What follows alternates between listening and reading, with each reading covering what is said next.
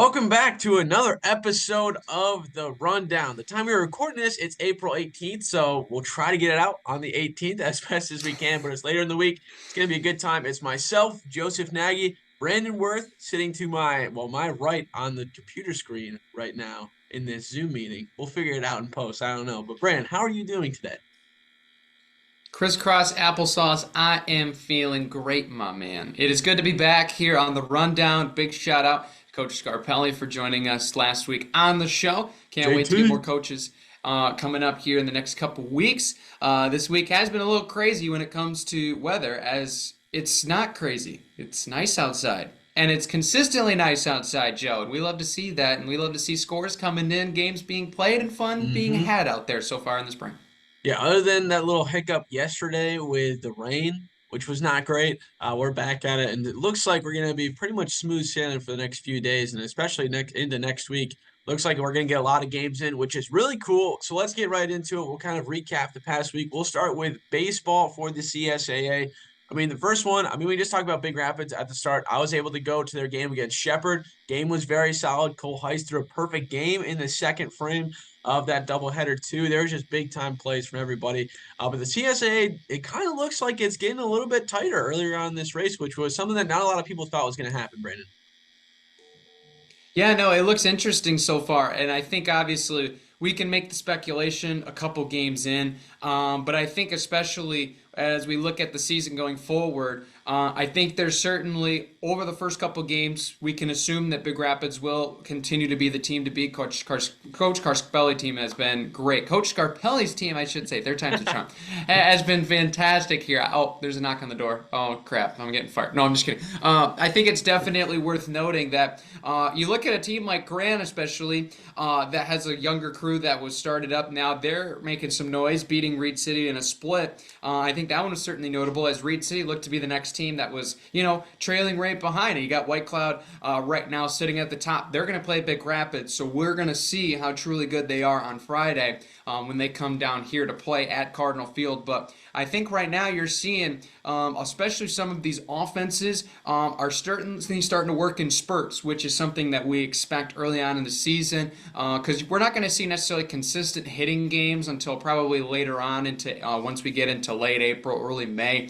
But I think right now, you're looking at some of these games and you're looking at some of the score lines, and even the one game, Joe, that you went to where Shepherd, really, it wasn't necessarily as much of a blowout until the last two innings. Big Rapids took over, and they rolled that into game number two and got it done in three. So I think that's something worthy to note because you've seen that, especially, we look at Grant Reed City. It was a 2-1 loss, I think, Grant, and then they came back and won 7-5. So we're starting to see a little bit of those inconsistencies as far as we're seeing a different side at game one as opposed to game two in a lot of these games. Molly Stanwood, too. We're looking at their offense. They got some power hitters in that middle of the lineup. We just need to see more consistency from them, especially in the field. So what those are going to do, those teams that is, early on in the season compared to late, I think it's going to be a drastic change. And I think this almost feels like we really have seen two-sided games more this year than we have in years past so far. And it's probably due to the weather that we had here early on for spring training and just not able to get outside as much. Yeah, I like how you mentioned too, as the season goes on, I think that's when we're going to see a lot of these players mature a little bit more and see some more kind of action in these games, and especially with that Shepherd Big Rapids game. Like you said, it was very close. Shepherd was kind of teeing up a lot of those pitches thrown by that Big Rapids pitching staff, but they were able to kind of lock it down in that second frame. Right now, though, kind of as we've been able to look over the standings, looks like Big Rapids is in the top. They have not lost yet, 5-0. White Cloud is also a pretty surprising team, 3-1 so far overall. Reed City 4-2. You also have Grant in there at 2-2, and then kind of a 1-2, 0-4 spot for a few other players or few other teams who have played in the CSAA so far. But like you said, I'm excited to see how this season is going to progress, how these bats are going to come alive for a lot of these programs.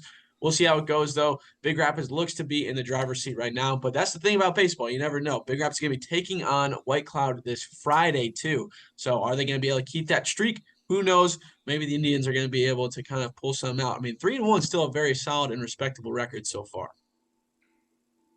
It definitely is. It's going to be very interesting to follow along, and I think especially now once we see more consistency, not just from the weather, but from these guys now within 3, 4 weeks of the baseball season, the softball season too, which we'll get to here in just a minute. I think we're going to start seeing more of those consistent score lines, and it won't necessarily be games where we're seeing an 11-1 Mercy on one side in 5 innings and then the opposite 14-2 for the other team in the next game. So I think it'll be a lot more stable. It'll be much easier for me and Joe to be able to tell you guys what's going on based on how good teams are, because we kind of seen some couple of fluke games just because of the lack of preparation that's been really provided to these teams getting ready for the spring season due to weather concerns and due to a lot of the inavailabilities to play some of these games early on. But I think right now, Big Rapids is in the driver's seat, and unless somebody can really get to them in game one, knock a starter off the bump, I mean, they've got the depth to really keep this thing rolling, and I mean, it's hard to keep talking about them, but really, we got to see consistency from some of these other teams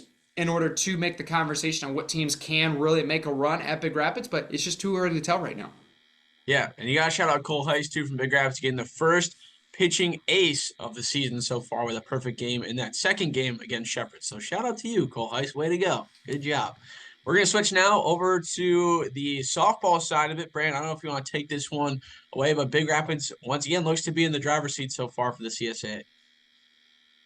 Yeah, Coach Thompson has really done a great job with this group program-wise. They've continued to win games at a high level. They did have their first loss of the season against Shepherd on Monday, where they lost 9-8, or excuse me, 9-6 in that second game against Shepherd. They beat him 12-2 in that first round early cap game in 5 innings. So a little bit of a shock, you could say, to that team, as they definitely feel that they could have easily won two against Shepherd, but sometimes the game just goes against you, and we'll see how they respond, especially White Cloud at home on Friday. I think will be a good opportunity to see a good game.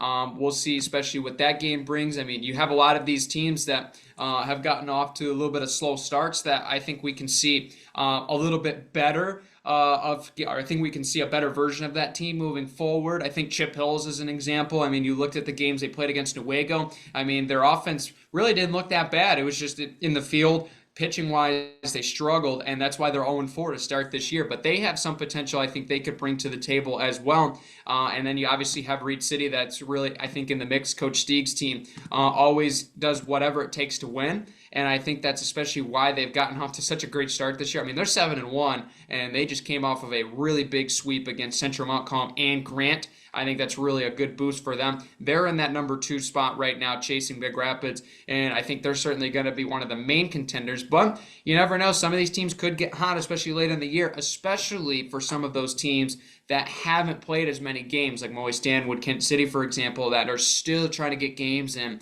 and be able to start to really get a momentum swing moving forward once we get into the CSAA slate, where these games are going to matter more than ever.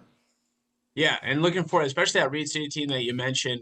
I mean, they got a good chance too to just take over the conference with their slate that they got coming up for these next 3 games. I mean, they got Chip Hills, Lakeview, Kent City, 3 winnable series. So we'll see if they're able to pull that one out. But still, yeah, 7-1's pretty darn solid start for the Coyotes as well. So I'm excited to see, because a lot of these we haven't really seen too much of battles in softball with the CSAA, I feel like, for the past few years. So this year is going to be a nice little switch up to see who's going to be battling for that top spot for the conference. It's going to be really cool.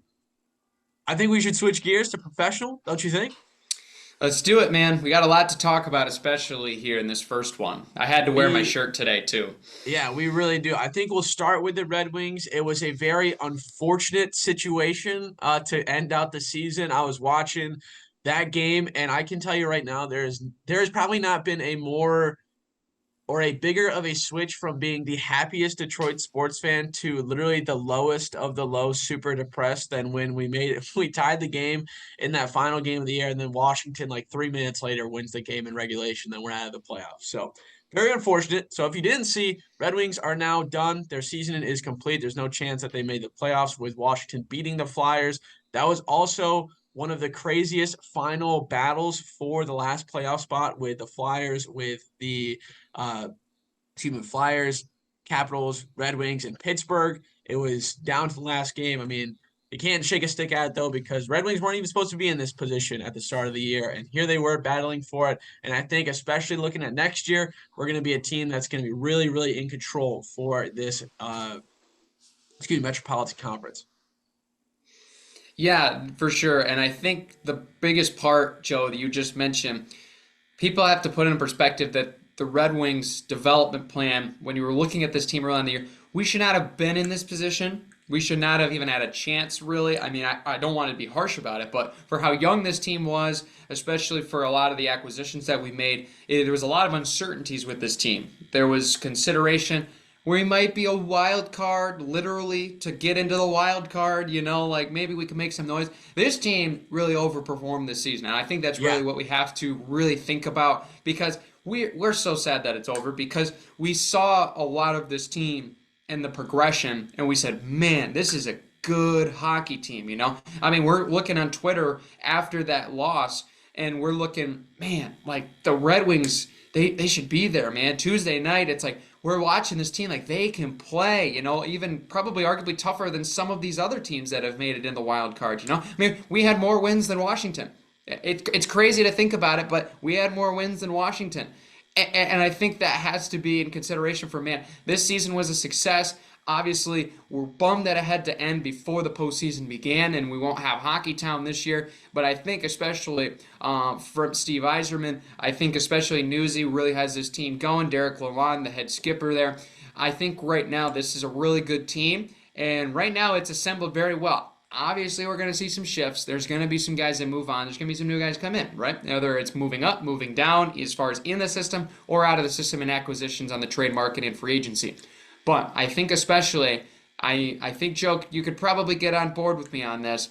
I think we have to do whatever we can to keep 8-8 yeah, Showtime Patrick Kane in Detroit because he has yeah. made this city absolutely love hockey again. And that's not saying that this team wasn't good before Patrick Kane, but Patrick Kane was an icing on the cake to realize how good this team was. Seems like he's happy. Him and DeBrincat, that front line with Dylan Larkin have been fantastic this year. I think adding the depth behind, upgrading those positions as well defensively, maybe getting some more younger guys, maybe bringing in some stability as well in the farm system that can be moved up and down. I think could really, because we got Simon Edvinsson who's ready to have a breakout campaign. It's just a matter of time when he gets called up and when he takes over, him, Mo Sider and company.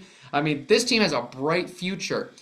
Obviously, we're waiting for the playoffs. It will come. We have to be a little patient, but I think next year it's got to be an expectation for this team, especially for how well they played this year.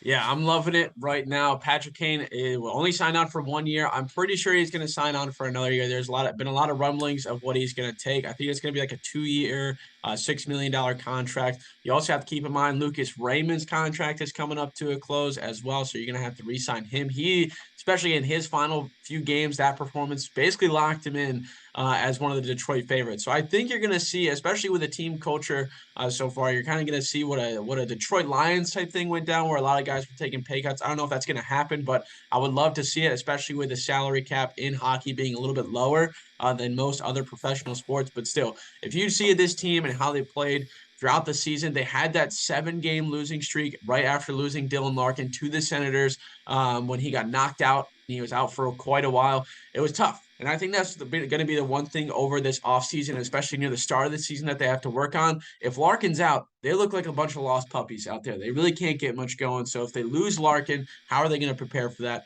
for this upcoming season? And I think we're going to be able to figure it out. A lot of people, too, have been talking about Lalonde getting fired, maybe getting a new coach in there. Eiser plan might be kind of taking a little bit of a skid here.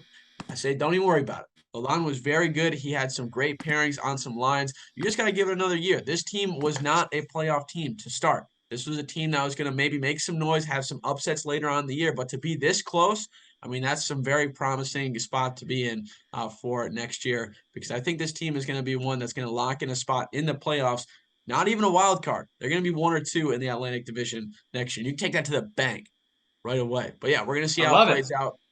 We're going to see how it plays out. We just missed it. It's sad, I know, but we're going to be able to bounce back and battle even harder. Hockey Town is going to be back. All right. I can tell you that right now. Okay. Switch gears again. Then we'll go back to the diamond. We'll talk about these guys right here. The Tigers sitting third in the AL Central. Not too bad. so far. 10-8 overall. They're only 2 games behind the Guardians, who are in first place, 1.5 games back from the Royals, who are in second. Also, start of the year, the comeback Cats have been playing very solid. I'm loving what we're seeing, especially with it being early on and it's still being April. This team has a lot to improve on, and I think you're going to see Comerica Park rolling this year. I think you will, and I think I love the nickname, the Comeback Cats, because it's really what this team is so far this year. We have really not truly outbeaten an opponent until the seventh, eighth, and ninth innings so far this year, and that's just the way it's been. And if it ain't broke, don't fix it, right? And I think especially with this team, I mean, I'm looking up some stats right now as far as team statistics, and it's kind of crazy to think of where these teams are at so far this year. A lot of these teams, I mean, we're talking about teams that be offensively juggernauts. You know, you're looking at the Dodgers, you're looking at a lot of these other big bats. I mean, Texas, especially after winning the World Series last year. And it's the Atlanta Braves that are at the top, a team that was kind of really looked down upon when it came to their offense going into this year. So, I mean, you look at that and you're like, man, there's a lot of teams. Detroit is a team that is in the tops of the league pitching wise, and it's because of their starters and their bullpen so far this year that it was a struggle for this team last year. Now, obviously, we know the talent is there, and it will definitely be there. But injury wise, concerns of availability were concerns, and you can, one individual I'm talking about. But this team right now leading the majors in WHIP, that is, of course, walks plus hits per inning pitch for those unfamiliar, and also opponent batting average at 202. Teams are hitting 200 against Tiger Arms so far this year. That's phenomenal. And even with this team struggling a little bit offensively, we're still waiting for Torkelson to really catch fire. Javi Baez needs a little bit more plate discipline, in my opinion, of course. I'm not going to tell him what to do because he's a Major League Baseball player, but we'd like to see that from him. But when you look at a lot of these bats, I mean, not totally great start of the years, but it's because the pitching has been so great. So obviously, you can't hold that for 162 games. The bats will come. We've seen the sparks. I mean, Kerry Carpenter. This guy can play. He's fantastic, right? Still got Riley Green. Gio Urshela, what an acquisition. That's been through the first 20-plus games. I mean, he's been solid. He's been pretty solid. So I think this is a good team in the driver's seat. I think A.J. Hinch has really got a good, deep lineup. And he's got options, too. I mean, you got McKinstry that can come in at the middle infield spots. You got guys you can rotate in, especially in the outfield. I think there's a lot of good things moving forward for the Old English D. We're third right now. We obviously started at the top, but I mean, you're looking at a really optimistic upcoming season. Also, the AL Central is doing way better than the start of the year than anybody ever expected. I think that's a kudos for the Tigers. Not only that, for the division in itself, because it was looking like a dumpster fire opening this year. But we have to really turn things around. All of it, all 5 teams included, but Detroit especially has been a big cause of that. Yeah, that's the one thing too that I've been really looking forward to is just to see how the AL Central kind of develops over this season. And I'm trying to kind of also do a little bit of multitasking, trying to talk and type at the same time, pulling up some stats that I'm trying to talk about. So that's a little bit tough, but not to mention, you still have guys in the farm system that could make their way up pretty far. I mean, Jace Young right now is doing pretty solid. He's hitting, high 200s, 263 right now, which is kind of what he did earlier on. You're going to see him, especially in the Mud Hens. I think you're going to see a breakout year from him. You could see him later on this year, too, probably make his MLB debut. We'll see how it does. When he gets those pitches to hit and if he gets hot, I think you're going to see that roll into the majors. You also have Spencer Torkelson, who some people are saying is not starting off too hot. He's not doing too great right now, but this is what we saw last year. He ended up going crazy. Hit what 28 home runs? More than that? More than 30, I think, right? Last year. He was getting up there at the end of the year. It just took him time. He just hit his stride at the right time, and especially for this team, I think you're going to see just a grind out type of season. I don't think we definitely don't have the guys that are flashy, the big ones. I mean, Javi Baez is swinging at pitches in a different area code pretty much. So we'll see how that plays out for him. But you're going to have a lot of these games, which we've seen already. It's grinding it out. It's making sure you can get the hits when you need to. It's making sure that this pitching staff can still stay very consistent and very good. And we've seen that so far because you got Big Country who's slinging it triple digits. I think you're going to see a lot of good stuff from the starting pitching rotation as well as season goes on. And also you got Max Clark too, who's already on the Flying Tigers. He's playing pretty solid, 237 average. You could see him, I think, maybe make it all the way up to Double-A, because he's been a guy that has a fantastic plate discipline, and he's going to be really, really solid coming up for this kind of farm system. So we'll see how it plays out. I'm loving it so far. We got the Twins on the schedule for tomorrow. That's the next series. We're closing out the Rangers today at 1:10 p.m. So if we get this out while that game is going on, go check it out. And then we also got the Rays at the start of next week. So it's not going to be the easiest slate of games for this next 10, but I'm excited to see how we play and how this one's going to show out. For sure. And I think especially with the Tigers right now, to start this year, I mean, we've been road warriors. I know we've had so many road wins. I checked it. We're 6-2 away from Comerica this year, 4-6 inside our own diamond. But over time, home field advantage will take into effect. We'll start getting a rolling series.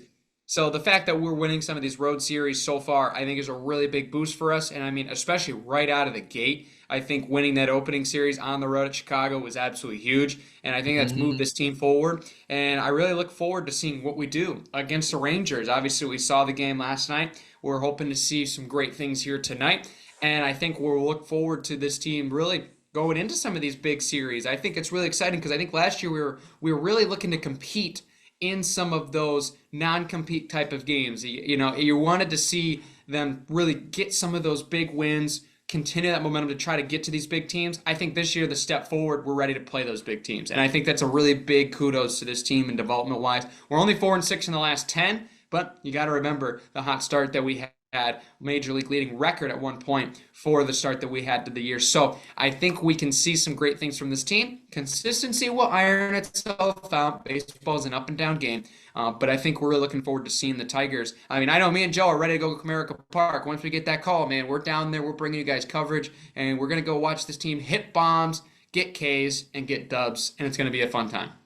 Absolutely. And especially last thing for me is you haven't really seen this team with the Tigers losing by a lot. Only one game against the Twins earlier this month, or kind of in the middle of this month. They lost 11-5. But other than that, they have not been more than, I think, 3 or 4 runs from being able to do something. A lot of those times you've had guys on base, and I mean, it's just one little swing of the bat that could have changed that game. And I think you're going to see that kind of pick up pretty soon, especially with the slate we got coming up. So we'll see how it plays out. I don't know, Brandon, do you want to give kind of a bottom of the ninth bases loaded type prediction for this Tigers season so far? What do you think is going to happen? Do you think could be anything crazy? We're going to win the AL Central. We're going to make the playoffs. Torkelson could have 35 bombs. I mean, what do you think? What do you think? Should I tee it up real quick? Tee it up. What is that? What is that guy Nick D on social media needs to tee it up, hit it out of the park? Boom! Give me 90 wins for this team. I love what we're seeing. I want 90. I think that's that. I'm throwing that out there. This team could win 90. Consistency in the bullpen continues. Offense heats up. You see some of these big hitters starting to bring guys home with runners in scoring position. I think 90 is obtainable, especially the fact, I mean, like, I'm looking at the AL Central. I mean, we're a couple games behind.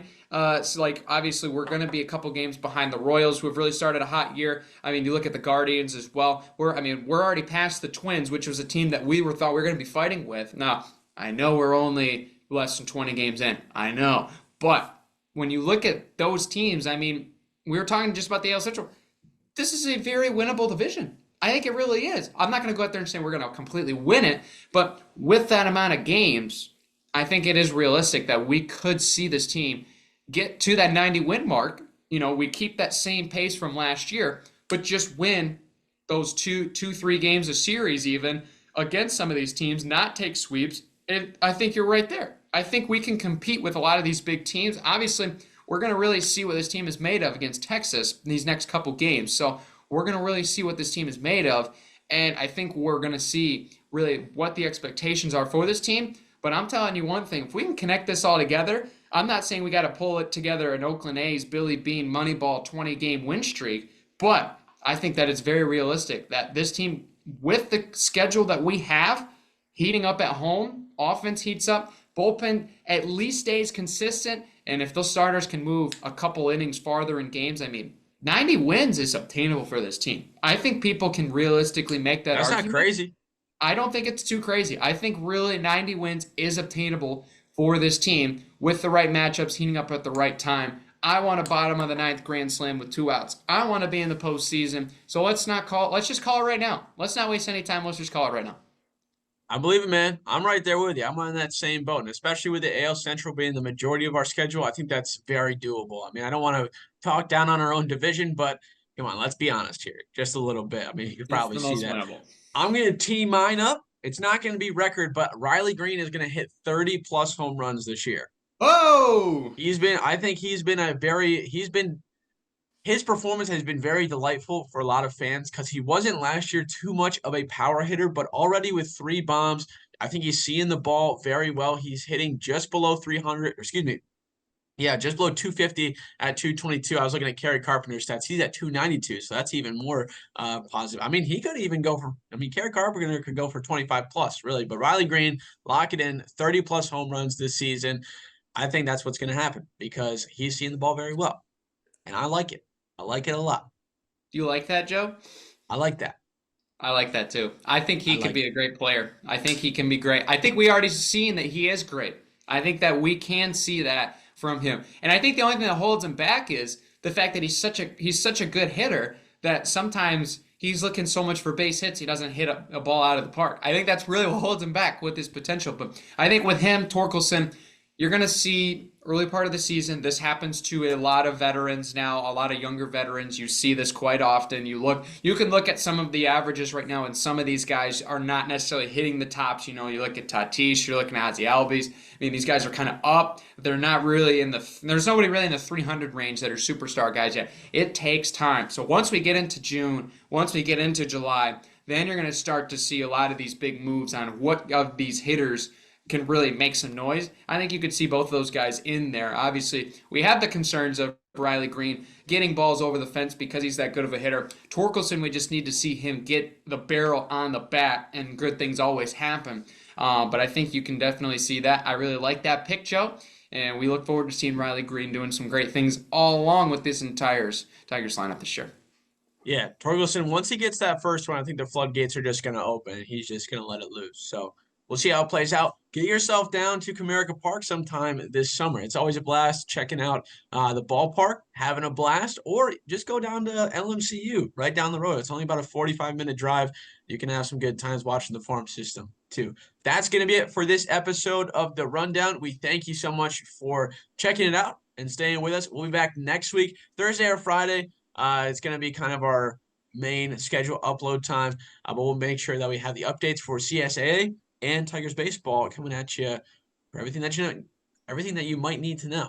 I totally forgot how to talk there just for a second. But Brandon, anything else before you want to close this bad boy out? Oh, before we close this bad boy out, Detroit sports are on the up, man. I think that's really all you can say. I mean, the Lions coming out with their unis today. Anybody else excited about Oh, I that? forgot that that's going. I forgot that that's happening today. My notifications are turned up to a full 10 volume level because I'm Very ready to see those excited. bad boys when Very they come out. excited for that.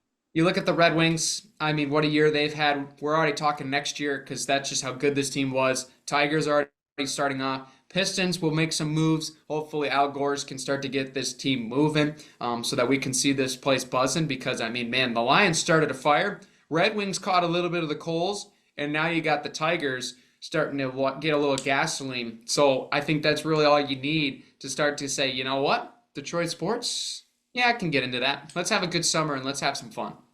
Yeah, I think I like that a lot. We'll be Yeah. seeing everybody. That's it for this week's episode of The Rundown. See you next week.